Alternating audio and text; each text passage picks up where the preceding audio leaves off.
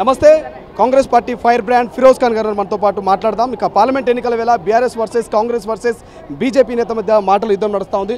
Sir, బడే bye చోటే bye అనేటువంటి విమర్శలు వస్తూ ఉన్నాయి. ఇక పెద్దన్న అంటూ మోడీ గారిని ముఖ్యమంత్రి రేవంత్ రెడ్డి గారు సంబోధించారు. దాని మీద ప్రతిపక్షాలు ముఖ్యంగా కేటీఆర్ కూడా కామెంట్ చేస్తారు. ఏం చెప్తారు? తప్పు ఏం, ప్రధానమంత్రి బడా భయ్యే కదా, పొలిటికలీ మనం ఫైట్ చేస్తాం. ప్రధానమంత్రి అంటే బడా భయ్యే. ఆయన ఇజ్జత్ పెట్టి అడిగినాడు. దేనికోసం అడిగినాడు? పొలిటికల్ గెయిన్ కోసం, తెలంగాణ గెయిన్ కోసం. మెట్రో రైల్వే ఉన్నది, డబ్బులు కావాలి కదా మనకు. తెలంగాణ 5 ట్రిలియన్ ఎకానమీ కదా, మనం రావాలి కదా దానిలో. సో అన్ని దానికి తెలంగాణ గ్లోబల్ కావాలి, తెలంగాణ బంగారు కావాలి, 29 స్టేట్లో తెలంగాణ డెవలప్ ఉండాలి అని ఆ ఆలోచన పెట్టి ఇప్పుడు మూసీ రివర్ ఉన్నది, దానికి ఫండ్స్ కావాలి కదా. ఆ మొత్తం ఆలోచన పెట్టి, ఎందుకంటే మొత్తం బీఆర్ఎస్ వాళ్ళు డబ్బులు తినేస్తారు, మొత్తం డబ్బులు ఇలా ఖజానాలో లేదు, మొత్తం దోచుకొని తిన్నారు. అప్పు కూడా తీసుకురావాలి అంటే అక్కడ ప్రొవిజన్ లేదు. కాబట్టి రేవంత్ రెడ్డి జబర్దస్త్ ఒక స్టేట్స్మెన్ లాగా, ఒక విజనరీ ముఖ్యమంత్రి లాగా, స్మార్ట్ ఇంటెలిజెంట్ ముఖ్యమంత్రి లాగా బడే భాయ్ అని డబ్బులు తీసుకుంటున్నాడు. ఏం తప్పురా భాయ్, వీటితో నాకు పని ఉన్నది, 100 రూపాయలు కావాలి, వీడి పేరు కూడా నాకు తెలియదు, బడే భాయ్ అంట, 100 రూపాయలు తీసుకుంటా. ఏం రాగానే 100 రూపాయలు తీసుకొని నా జోబులో పెట్టలేను కదా. ఇక్కడ నుంచి 100 రూపాయలు తీసుకొని చూడు, 20 రూపాయలు వచ్చినాయి. 100 రూపాయలు అంటే మోదీ 20 రూపాయలు ఇస్తాడు. ఈ 20 రూపాయలు నేను పెట్టుకుంటున్నా, రేవంత్ రెడ్డి పెట్టుకుంటున్నానే కదా, ప్రజలకి ఇచ్చేస్తున్నా, తీసుకురావచ్చా? ఇది మా తెలంగాణకి ఇస్తా. ఏం రాదురా దీనిలో, మస్తు పని చేస్తారు రేవంత్ రెడ్డి అంతే. కానీ బడే బాయ్ చోటే బాయ్ అనేది వేదిక మీద ఇక ప్రోటోకాల్ ఫాలో అయినటువంటి ముఖ్యమంత్రి రేవంత్ రెడ్డిని చూస్తూ ఉంటే వాళ్ళ చీకటి ఒప్పందం బయటపడ్డది కాంగ్రెస్ బీజేపీ దాంట్లో. సాంబుంగుజీ అవుతుంది రావచ్చా, ఎవరితోనే డీలింగ్ అవుతుంది. కానీ బీజేపీ ఇంకా కాంగ్రెస్ కలుస్తుంది అమ్మ, నెక్స్ట్ ఇంపాసిబుల్ అది.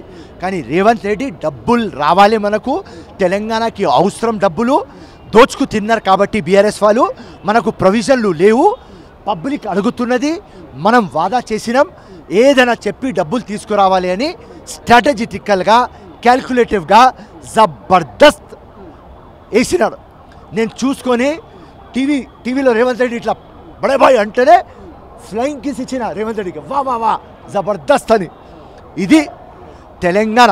మన ఈగో పక్క పెట్టేసి, మన పర్సనాలిటీ పక్క పెట్టేసి, ప్రజల కోసం 5 ట్రిలియన్ ఎకానమీలో మాకు తీసుకురండి, 5 కాస్మోపాలిటన్ సిటీస్, దానిలో ఒక హైదరాబాద్ మాకు తీసుకురండి, మాకు మద్దతు చేయండి చెప్పేది జబర్దస్త్ చేసింది వర్క్ ముఖ్యమంత్రి. ఇప్పుడు కేటీఆర్ చెప్తాడు, కేటీఆర్ బాధలో ఉన్నాడు రా భయ్. కేటీఆర్ ముఖం చూసినావను, నల్లగా అయిపోయినాడు. ఎట్లా కనిపిస్తుంది అంటే రాత్రి తాకుతున్నాడు ఫుల్, లేకుంటే ఏడుస్తున్నాడు. పాపం బాధలో ఏదో చెప్తాడు, చెప్పని. సీక్రెట్ ఒప్పందం నరేంద్ర మోదీ అమిత్ షాతో అయింది కవిత ఇష్యూలో. ఇక్కడ ఏం సీక్రెట్ లేదు. పబ్లిక్లో పులిలాగా పోయినాడు, ఆదిలాబాద్లో కూర్చొని బడే భాయ్ అన్నాడు. వీళ్ళు లోపల పోయి కాలు మోపుతారు. అది బీఆర్ఎస్, కేసీఆర్, కేటీఆర్, ఇది రేవంత్ రెడ్డి. మాజీ ముఖ్యమంత్రి కేసీఆర్ ఎప్పుడు ప్రధాని వచ్చినా కూడా ఆహ్వానించలేదు, ప్రోటోకాల్ ఫాలో అవ్వలేదు, కలవలేదు. కానీ రేవంత్ రెడ్డి గారు మొదటిసారి రాగానే పోయి కలిసారు. ఇద్దరికి తేడా ఏమనిపిస్తుంది? కేసీఆర్కి ఈగో, దొరా, డిక్టేటర్. రేవంత్ రెడ్డి స్టేట్స్మెన్, ప్రజా, down to earth. Telangana develop కావాలి, దానికోసం నేను నా నెత్తి ఎవరైనా కడుపులో పెడతా, ఇలా పోయి బడా భాయ్ అని చెప్పినాడు. Great fellow Revanth Reddy. తెలంగాణ కోసం, ప్రజల కోసం డబ్బులు లేకపోతే ఏం చేయలేరు రా భాయ్. నేను చెప్తున్నా, డబ్బులు తీసుకురావడానికి బడే భాయ్ అన్నాడు. జబర్దస్త్ పని చేస్తాడు మా రేవంత్ అన్న. కానీ ముఖ్యంగా మాకు బీజేపీ తోటి పోటీ, పార్లమెంట్ ఎన్నికల్లో కాంగ్రెస్ మాకు పోటీ కానే కాదంటుంది బీఆర్ఎస్ పార్టీ నాయకులు. ఏం చెప్తారు? అరే రే రే రే రే రే వాళ్ళు షాక్లో ఉన్నారు. 17 సీట్స్లో ఒక సీట్ గెలుస్తారు బై డిఫాల్ట్, మెదక్. లేకుంటే అది కూడా గెలవరు.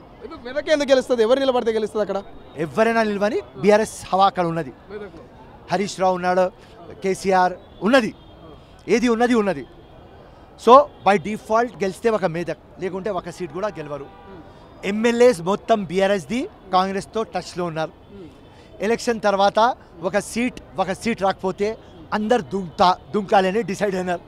64 ఇలా మా ఫిగర్, 74 అవుతాం, 84 అవుతాం, 94 అవుతాం, 100 దగ్గర స్టాప్ అవుతాం.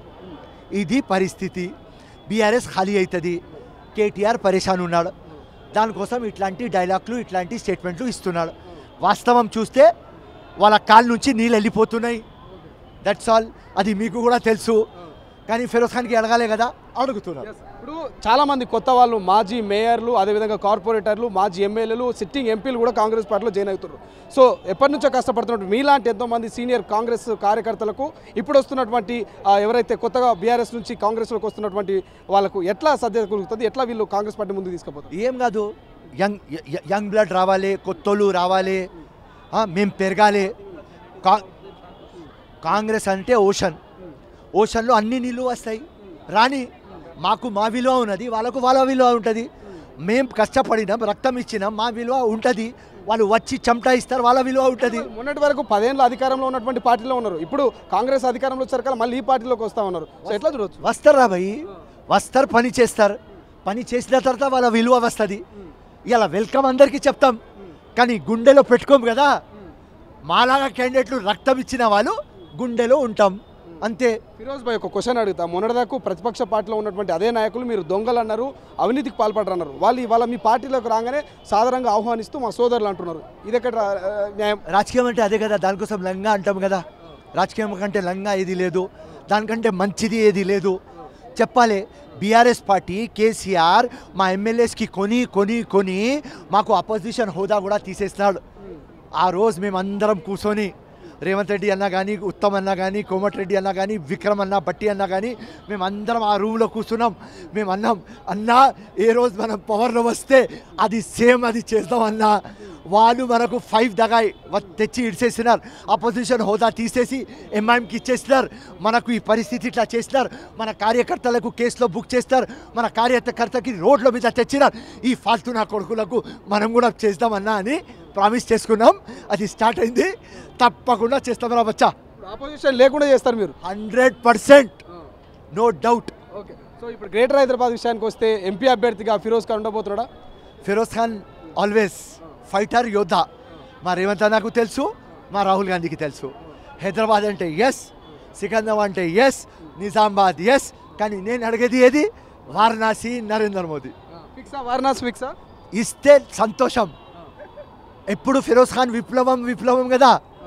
ఆ విప్లవంలో హిస్టరీ కదా. హిస్టరీలో వచ్చేస్తా కదా తమ్ముడు. నరేంద్ర మోదీ మీద ఎవరు కంటెస్ట్ చేస్తారు? ఫిరోజ్ ఖాన్. అది నా కోరిక. 4 గ్యారెంటీలు అమలైన 5వది ఇందిరమ్మ ఇల్లు అమలుకు నోచుకోబోతా ఉంది. సో ఫుల్ ఫ్లెజెడ్గా సామాన్యులకు అందిస్తారా ఈ పథకాలని? 100%. ఇప్పుడు 12 డేస్లో 10 to 12 డేస్లో నోటిఫికేషన్ వస్తుంది తమ్ముడు. ఏదైనా కావాలంటే ఎంపీ ఎలక్షన్ తర్వాతనే కావాలి. కానీ కాంగ్రెస్ ఇచ్చిన మాట 100% మనం నిరూపిస్తాం, ఫాలో చేస్తాం. ఏదైనా కానీ రేవంత్ రెడ్డి అన్న ఇల్లు తాకపెట్టి కూడా మేము స్కీమ్లో అమలు చేస్తాం. అది గ్యారంటీ మీకు ఇస్తున్నాం.